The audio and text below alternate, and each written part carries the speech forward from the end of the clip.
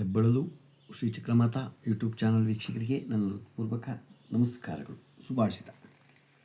ಎಷ್ಟೇ ಧನವಂತನಾದರೂ ಆಗಿದ್ದರೂ, ಐಷಾರಾಮ್ಯ ವಸ್ತುಗಳನ್ನು ಹೊಂದಿದ್ದರೂ ಅವನ ಅಂತ್ಯಕಾಲದಲ್ಲಿ ಸಂತೃಪ್ತನಾಗಿದ್ದನೆಂದು ಹೇಳಬಲ್ಲರು. ಕಣ್ಣಿನ ಮುಂದೆ ಯಮನು ಭಯಂಕರ ರೂಪದಿಂದ ಪ್ರತ್ಯಕ್ಷನಾದಾಗ ರಾಜನಾದರೂ ಏನು ಮಾಡಿಯಾನು ಅಲ್ವಾ?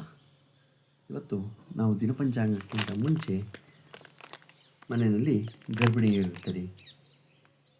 ನಮ್ಗೆ ಯಾವ ಮಗು ಆಗುತ್ತೆ? ಗಂಡು ಮಗು ಆಗುತ್ತೋ, ಹೆಣ್ಣು ಮಗು ಆಗುತ್ತೋ, ಈ ಮಗು ಆಗುತ್ತೋ, ಹೇಗಾಗತ್ತೆ ಅನ್ನೋದನ್ನು ತಿಳ್ಕೊಂಡಿರ್ತದೆ. ಸಂತಾನ ರೂಪದಲ್ಲಿ ಯಾರು ಬರ್ತಾರೆ ಅನ್ನೋದನ್ನು ಒಂದು ತಿಳ್ಕೊಳ್ಳೋಣ. ನಮ್ಮ ಇಂದಿನ ಜನ್ಮದ ಕರ್ಮಗಳಿಂದಾಗಿ ಈ ಜನ್ಮದಲ್ಲಿ ನಮ್ಮ ತಂದೆ ತಾಯಿಯವರ ಹೆಸರು ಬರುತ್ತದೆ. ಸಹೋದರ ಸಹೋದರಿ, ಗಂಡ ಹೆಂಡತಿ, ಪ್ರೇಮಿ, ಮಿತ್ರ ಶತ್ರು, ಬಂಧಗಳು ಇತ್ಯಾದಿ ಜಗತ್ತಿನ ಎಲ್ಲ ಸಂಬಂಧಗಳು ಲಭ್ಯ. ಏಕೆಂದರೆ ನಾವು ಅವರೆಲ್ಲರಿಗೂ ಏನನ್ನಾದರೂ ಕೊಡುವುದು ಅಥವಾ ಅವರಿಂದ ಏನನ್ನಾದರೂ ತೆಗೆದುಕೊಳ್ಳುವುದು. ಹಾಗೆಯೇ ಬಾಲ್ಯದಲ್ಲಿ ನಮ್ಮ ಇಂದಿನ ಜನ್ಮದ ಸಂಬಂಧಿ ಮಾತ್ರ ಬಂದು ಜನ್ಮ ತೆಗೆದುಕೊಳ್ಳುತ್ತಾನೆ. ಧರ್ಮಗ್ರಂಥಗಳಲ್ಲಿ 4 ಪ್ರಕಾರಗಳನ್ನು ವಿವರಿಸಲಾಗಿದೆ. ಸಾಲ ಒಪ್ಪಂದ. ನಿಮ್ಮ ಇಂದಿನ ಜನ್ಮದಿಂದ ಯಾವುದೇ ವ್ಯಕ್ತಿಯು ಸಾಲವನ್ನು ಪಡೆದಿದ್ದರೆ ಅಥವಾ ಯಾವುದೇ ರೀತಿಯಲ್ಲಿ ಅವನ ಸಂಪತ್ತನ್ನು ನಾಶಪಡಿಸಿದರೆ ಅವನು ನಿಮ್ಮ ಮನೆಯಲ್ಲಿ ಮಗುವಾಗಿ ಹುಟ್ಟುತ್ತಾನೆ ಮತ್ತು ಅವನ ಖಾತೆಯು ತೀರುವವರೆಗೆ ನಿಮ್ಮ ಸಂಪತ್ತನ್ನು ಅನಾರೋಗ್ಯದಿಂದಲೋ ಅಥವಾ ಅನುಪಯುಕ್ತ ಚಟುವಟಿಕೆಗಳಿಂದಲೂ ನಾಶಪಡಿಸುತ್ತಾನೆ. ಶತ್ರುವಿನ ಮಗ.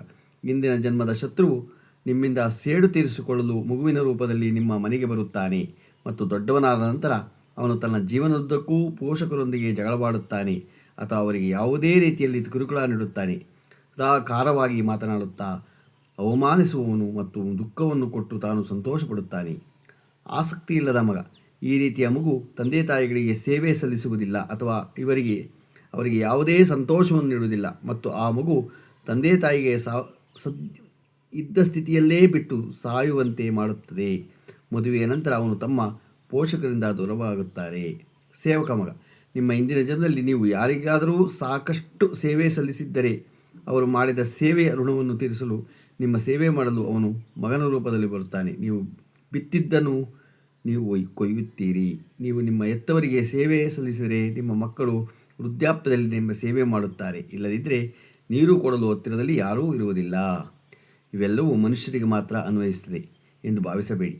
ಯಾವುದೇ ಜೀವಿಯು ಈ 4 ವಿಧಗಳಲ್ಲಿ ಬೀಳಬಹುದು. ಉದಾಹರಣೆಗೆ, ನೀವು ಹಸುವಿಗೆ ನಿಸ್ವಾರ್ಥವಾಗಿ ಸೇವೆ ಸಲ್ಲಿಸಿದ್ದರೆ, ನೀವು ಸ್ವಾರ್ಥದಿಂದ ಹಸುವನ್ನು ಸಾಕಿದ್ದರೆ ಮತ್ತು ಅದು ಹಾಲು ನೀಡುವುದನ್ನು ನಿಲ್ಲಿಸಿದ ನಂತರ ಅದನ್ನು ಮನೆಯಿಂದ ಹೊರಹಾಕಿದರೆ ಋಣಾನುಬಂಧದಿಂದ ಮಗ ಅಥವಾ ಮಗಳಾಗಿ ಹುಟ್ಟಿರಬಹುದು. ನೀವು ಯಾವುದೇ ಮುಗ್ಧ ಜೀವಿಯನ್ನು ಹಿಂಸಿಸಿದ್ದರೆ ಅವನು ನಿಮ್ಮ ಜೀವನದಲ್ಲಿ ಶತ್ರುವಾಗಿ ಬರುತ್ತಾನೆ. ಆದ್ದರಿಂದ ಜೀವನದಲ್ಲಿ ಯಾರಿಗೂ ಕೆಟ್ಟದ್ದನ್ನು ಮಾಡಬೇಡಿ. ಏಕೆಂದರೆ ನೀವು ಏನು ಮಾಡಿದರೂ ಅದು ಈ ಜನ್ಮದಲ್ಲಿ ಅಥವಾ ಮುಂದಿನ ಜನ್ಮದಲ್ಲಿ ನಿಮಗೆ 3 ಪಟ್ಟು ನೀಡುತ್ತದೆ ಎಂಬುದು ಪ್ರಕೃತಿಯ ನಿಯಮ. ನೀವು ಯಾರಿಗಾದರೂ 1 ರೂಪಾಯಿ ಕೊಟ್ಟಿದ್ದೇನೆ, ನಿಮ್ಮ ಖಾತೆಗೆ 100 ರೂಪಾಯಿ ಜಮೆಯಾಗಿದೆ ಎಂದು ಅರ್ಥ ಮಾಡಿಕೊಳ್ಳಿ. ನೀವು ಯಾರೊಬ್ಬರಿಂದ 1 ರೂಪಾಯಿಯನ್ನು ಕಸಿದುಕೊಂಡಿದ್ದರೆ ನಿಮ್ಮ ಠೇವಣಿಯಿಂದ 100 ರೂಪಾಯಿಗಳನ್ನು ಹಿಂಪಡೆಯಲಾಗಿದೆ ಅಥವಾ ಅರ್ಥ ಮಾಡಿಕೊಳ್ಳಿ. ಸ್ವಲ್ಪ ಯೋಚಿಸಿ, ಯಾವ ಹಣವನ್ನು ನಿಮ್ಮೊಂದಿಗೆ ತಂದಿದ್ದೀರಿ ಮತ್ತು ನಿಮ್ಮೊಂದಿಗೆ ಎಷ್ಟು ತೆಗೆದುಕೊಳ್ಳುತ್ತೀರಿ. ಹೋದವರು ಎಷ್ಟು ಚಿನ್ನ ಬೆಳ್ಳಿ ತೆಗೆದುಕೊಂಡು ಹೋದರು.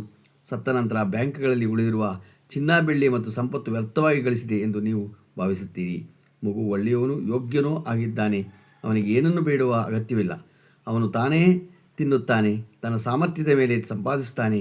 ಮಗು ಹಾಳಾದ ಮತ್ತು ನಿಷ್ಪ್ರಯೋಜಕನಾಗಿದ್ದರೆ ಅವನಿಗೆ ಬೇಕಾದಷ್ಟು ಹಣವನ್ನು ಗಳಿಸಿ ಇಟ್ಟರೂ ಅದನ್ನು ನೀರಿನಂತೆ ಕೆಲವು ದಿನಗಳಲ್ಲಿ ಹಾಳು ಮಾಡುತ್ತಾನೆ.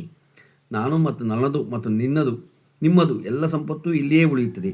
ಯಾರು ಏನನ್ನೂ ತೆಗೆದುಕೊಂಡು ಹೋಗುವುದಿಲ್ಲ. ಒಂದು ವೇಳೆ ಒಯ್ದರೆ ಗಳಿಸಿದ ಒಳ್ಳೆಯ ಕರ್ಮಗಳು ಪುಣ್ಯ ಮತ್ತು ಅವರೊಂದಿಗೆ ಹೋಗಬೇಕು ಅಲ್ವಾ?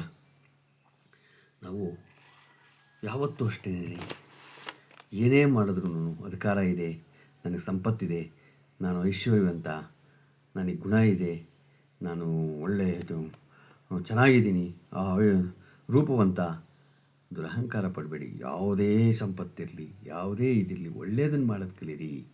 ನಾವು ಎಷ್ಟು ಒಳ್ಳೇದು ಮಾಡಿದ್ರೆ ಅಷ್ಟು ನಮಗೆ ಒಳ್ಳೆಯದಾಗತ್ತೆ. ನಾವು ಇನ್ನೊಬ್ಬರಿಂದ ಸಾಲ ತಗೊಳ್ಳೋದು, ಲಂಚ ತಿನ್ನೋದು, ಅವ್ರಿಗೆ ಇನ್ನೊಬ್ಬರು ಹಿಂಸೆ ಕೊಡೋದು, ಇದು ನಮಗೆ ಮತ್ತೆ ನಮ್ಮ ರೂಪದಲ್ಲಿ ನಮ್ಮ ಮನೆಗೇ ಮಗುವಾಗಿ ಬಂದು ನಮಗೆ ಆ ಥರ ಮಾಡುತ್ತೆ. ಅದರಿಂದ ನಾವು ನಮ್ಮ ಯಾವುದೇ ಹಿಂದೂ ಧರ್ಮವನ್ನು, ನಮ್ಮ ಸನಾತನ ಧರ್ಮದಲ್ಲಿ ಇಂದಿನ ಯಾವುದನ್ನು ತಪ್ಪಲ್ಲ ತಿಳ್ಕೋಬೇಕು ನಾವು. ಅದನ್ನೆಲ್ಲ ಹಿಂದೂ ಧರ್ಮವನ್ನು ಸನಾತನ ಧರ್ಮವನ್ನು ತಿಳ್ಕೊಂಡಾಗ ನಾವು ಅರಿತುಕೊಂಡಾಗ ಇವೆಲ್ಲ ನಮಗೆ ಗೊತ್ತಾಗುತ್ತೆ. ಅದಕ್ಕೆ ಹಿಂದಿಂದೆಲ್ಲ ತಿಳ್ಕೊಳ್ಳಿ ಅಂತ ಹೇಳೋದು. ಇವತ್ತು ನಾವು ದಿನಪಂಚಾಂಗವನ್ನು ತಿಳ್ಕೊಳ್ಳೋಣ. ದಿನಾಂಕ 18/5/2026 ಸೋಮವಾರ, ಶ್ರೀ ಪರಾಭವನಾಮ ಸಂವತ್ಸರ, ಉತ್ತರಾಯಣ, ಅಧಿಕ ಜ್ಯೇಷ್ಠ ಮಾಸ, ಗ್ರೀಷ್ಮ ಋತು, ಶುಕ್ಲಪಕ್ಷ, 2ನೇ ದಿನ. ತಿಥಿ ಬಿದಿಗೆ, ರಾತ್ರಿ 9 ಗಂಟೆ. ನಕ್ಷತ್ರ ರೋಹಿಣಿ, ಹಗಲು 2:19. ಮಳೆ ಕೃತಿಕೆ 3ನೇ ಪಾದ. ರಾಹುಕಾಲ 7:34 9:09. ಗುಳಿಕಕಾಲ 1:55 3:30. ಯಮಗಂಟಕಾಲ 10:44 12:19 29. ಇವತ್ತು ಯಾರು ಹುಟ್ಟುಹಬ್ಬ ಆಚರಿಸ್ಕೊತಿದ್ರು, ಮದುವೆಯಾದ ದಂಪತಿಗಳು ವಾರ್ಷಿಕೋತ್ಸವ ಆಚರಿಸ್ಕೊತಿರೋರಿಗೆ ನಮ್ಮ ಹೆಬ್ಬಳೂರು ಶ್ರೀ ಚಿಕ್ಕಮಾತಾ ಯೂಟ್ಯೂಬ್ ಚಾನಲ್ ಕಡೆಯಿಂದ ಶುಭ ಕಾಮನೆಯನ್ನು ತಿಳಿಸ್ತೀವಿ. ದೇವರು ಅವರಿಗೆ ಆಯಸ್ಸು, ಆರೋಗ್ಯ, ಐಶ್ವರ್ಯ ಎಲ್ಲ ಕೊಟ್ಟು ಕಾಪಾಡಲಿ ಅಂತ ಕೇಳ್ಕೊತೀವಿ. ನಮ್ಮ ಹೆಬ್ಬಳೂರು ಶ್ರೀ ಚಿಕ್ಕಮಾತಾ ಯೂಟ್ಯೂಬ್ ಚಾನಲ್ ಯಾರು ಸಬ್ಸ್ಕ್ರೈಬ್ ಆಗಲು ದಯಮಾಡಿ ಸಬ್ಸ್ಕ್ರೈಬ್ ಆಗಿ, ಲೈಕ್ ಕೊಡಿ. ಇದು ನಿಮ್ಮದೇ ಚಾನಲ್ ಆಗಿರೋದ್ರಿಂದ ನಮ್ಮ ಲಿಂಕನ್ನು ಬೇರೆಗೊಬ್ಬರಿಗೆ ಫಾರ್ವರ್ಡ್ ಮಾಡಿ. ನಮಸ್ಕಾರಗಳು.